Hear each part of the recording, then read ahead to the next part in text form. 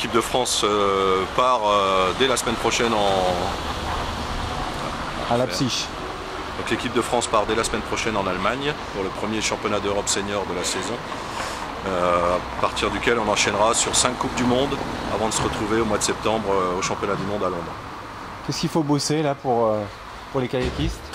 En ce moment, on développe des nouvelles techniques de navigation pour Gauthier et Mathieu.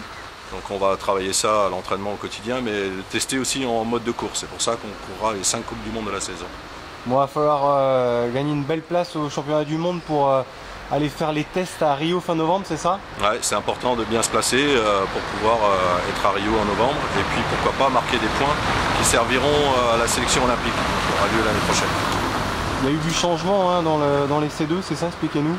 Ouais, il y a un bateau leader de l'équipe de France, la Barrel Pêcher, qui s'est fait sortir des sélections par un jeune équipage breton, qui sont partenaires d'entraînement de Gauthier et Mathieu maintenant. Donc on a un groupe qui change mais qui s'étoffe et c'est plutôt de bon augure. Enfin, vous avez un rôle, vous, de conseiller, préparateur mental, vous êtes un peu tout? Oui, on a un peu tout, on a autour de nous des professionnels de la prépa mentale qui travaillent avec nos sportifs et aussi avec les entraîneurs. Mais oui, on a un peu ce rôle-là, on a un cuisinier et on travaille sur tous nos ingrédients pour faire une belle recette. Bon, Gauthier et Mathieu peuvent espérer prendre la médaille d'or au prochain JO 2016, c'est l'objectif numéro 1. C'est clairement l'objectif. Londres a été le lancement, a été un premier lancement. Une 4e place qui laisse augurer quand même de pas mal de belles choses pour la suite. Et les résultats intermédiaires dans cette préparation olympique de 4 ans montrent qu'ils peuvent gagner. Donc on y va clairement pour gagner.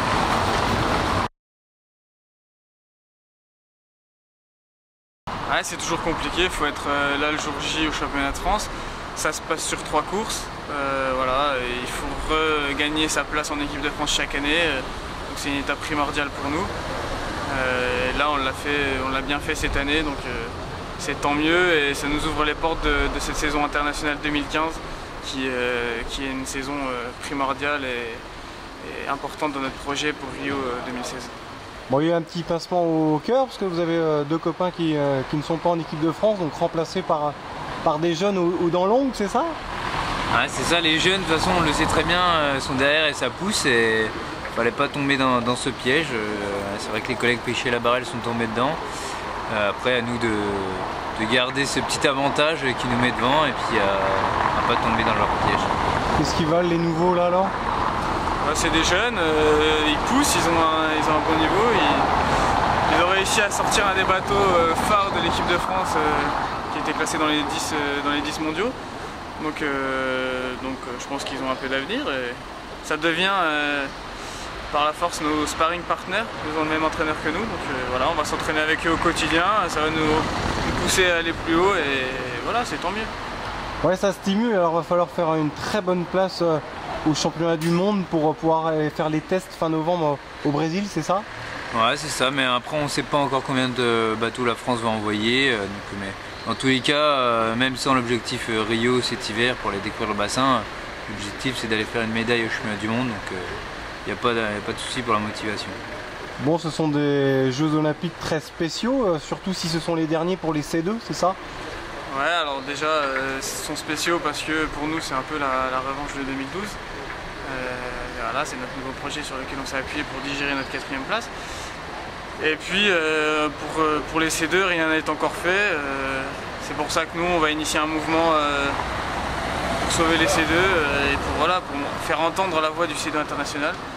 Tous les autres bateaux sur le circuit sont solidaires et on veut faire entendre notre voix, montrer que voilà, c'est un sport mythique, historique et qu'il a sa place au sein de l'olympisme.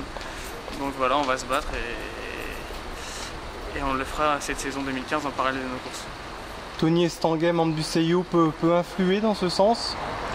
Bah, il va juste essayer de faire entendre la voix du CIO au sein de la FIC. Après, il ne sera pas étiqueté en tant que sauveur du canot 8 places. Il y aura un discours politique pour sauver d'abord le kayak avant de sauver le canot 8 places. Bon, il y a les championnats d'Europe, c'est ça qui se profile ambitieux quand même? Ouais, voilà, plus court terme, dans 2 semaines, on rentre direct dans le vif du sujet avec les Europes.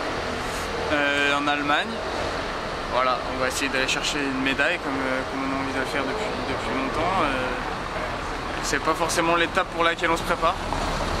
Nous, on va essayer vraiment d'avoir notre pic de forme au championnat du monde, mais bon, c'est une étape intermédiaire, ça reste une course. Et on est compétiteur dans l'âme, donc pour nous, dès qu'il y a une médaille en jeu, on va essayer de se battre pour l'avoir. Vous vous êtes entraîné à Londres, c'est ça, là, pour retrouver des bons repères? Ouais, on a fait une petite semaine à Londres, donc une première semaine depuis l'année dernière, la Coupe du Monde. Là, c'est la première semaine de 4-5 petits stages avant les championnats du monde.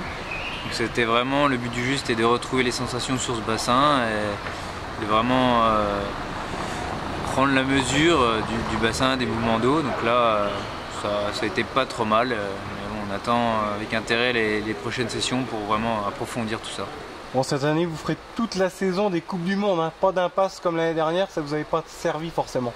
Ouais, ça nous a pas servi et puis on a soif de compétition, on a soif de médailles, donc on fait toutes les courses. Et donc le but, c'est d'arriver au top mi-août, c'est ça, c'est la dernière manche de Coupe du Monde, donc ça sera un mois avant la grosse échéance. Ouais, voilà, toutes les Coupes du Monde vont s'enchaîner. Le but du jeu, c'est de gagner le classement en général. Et ensuite, on aura un mois pour préparer plus précisément le championnat du monde. Enfin, Thierry Saïdi parle de nouvelles techniques que vous testez, peut-être prendre des plus gros risques. Comment vous voyez ça? Comment vous faites évoluer votre navigation? Ouais, on cherche à aller toujours plus vite. Donc voilà, on essaie de naviguer maintenant comme les monoplaces, mais en étant deux dans le bateau. Donc ça passe par des prises de risque, mais si on arrive à développer un peu notre technique, tant que cette prise de risque est maîtrisée, je pense que ça peut le faire et ça peut aller plus vite.